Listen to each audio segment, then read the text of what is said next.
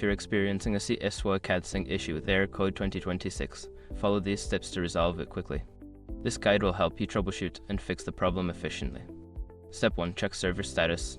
Visit the official CS2 website or social media channels to check if there are any ongoing server issues. If the servers are down, you may need to wait until they are back online.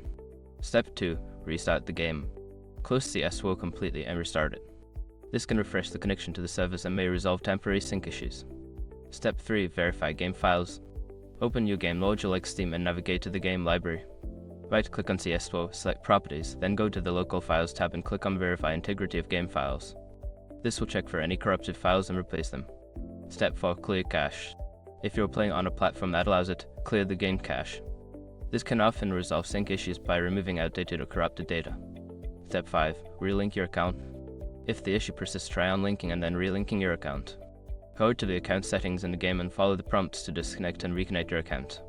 If these steps do not resolve the issue, consider reaching out to customer support for further assistance.